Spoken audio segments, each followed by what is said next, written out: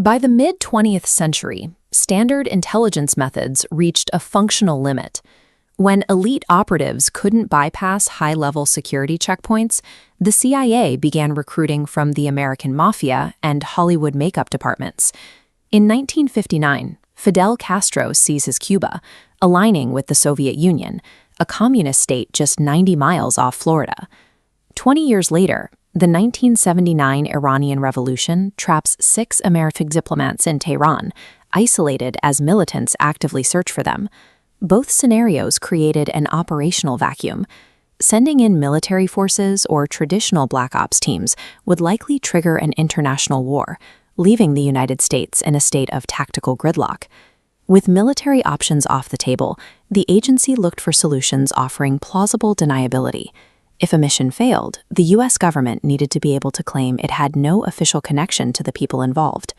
To remove Castro, the CIA looked toward the American Mafia. Before the revolution, the mob controlled the gambling empire in Havana. When Castro seized the casinos and expelled the syndicates, organized crime and the CIA found themselves pursuing the same target. But the mob lacked the access to reach Castro directly. They turned to Marita Lorenz, a 19-year-old civilian who had begun a romance with the Cuban leader. She had entry to his private penthouse, a room so guarded there was a bazooka stashed under the bed. Standard weapons would not pass through Castro's security detail. Instead, the Mafia provided specialized logistical support, custom-made, untraceable botulism pills designed to be slipped into a drink. Marita flew to Havana, hiding the pills inside a jar of cold cream. But upon reaching the hotel room, she found the gelatin capsules had melted in the heat, turning into a useless, sticky paste. Before she could act, Castro arrived. He already suspected her intentions. He unbuckled his gun belt, handed her his loaded pistol, and challenged her to use it. Marita froze, ejected the bullets, and returned the gun, ending the mission. The Mafia provided deniability, but the agency learned that delegating wet work to untrained civilians introduces unpredictable psychological variables. Providing the weapon did not guarantee the user had the conditioning to use it. In 1979, the CIA shifted its approach for the Tehran crisis. Instead of violence, they used a psychological diversion, a cover story so eccentric that Iranian security forces would likely overlook the group. Operative Tony Mendez partnered with an Oscar-winning makeup artist to create Studio 6. They rented an office, purchased a script, and established a fabricated production company supposedly scouting locations for a sci-fi film. In Iran, Mendez instructed the diplomats to discard their professional identities. They put on loud clothing, memorized complex backstories, and used fake Canadian passports to embody the image of a film crew.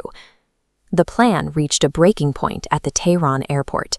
Their Swiss Air flight was delayed, leaving the group in the departure lounge as Revolutionary Guards actively searched the terminal for American personnel.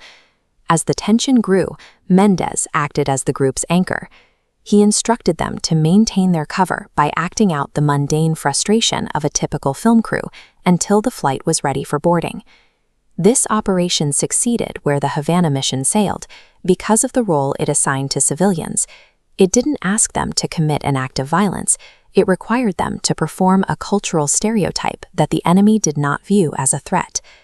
This chart tracks the documented assassination plots against Fidel Castro. He survived 638 attempts, highlighting the recurring failure of standard intelligence operations to penetrate his security through force.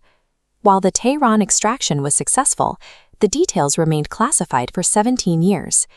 The agency chose to keep the evidence of its alliance with Hollywood hidden from the public record. These operations show that when conventional statecraft hits a wall, the agency stops relying on military discipline and starts experimenting with civilian stereotypes and private grudges. These alliances provided a layer of deniability that official channels could not match. Thousands of pages of Cold War history remain redacted. We will continue to examine the declassified files the government kept from the public. Subscribe to follow our investigation into the next file.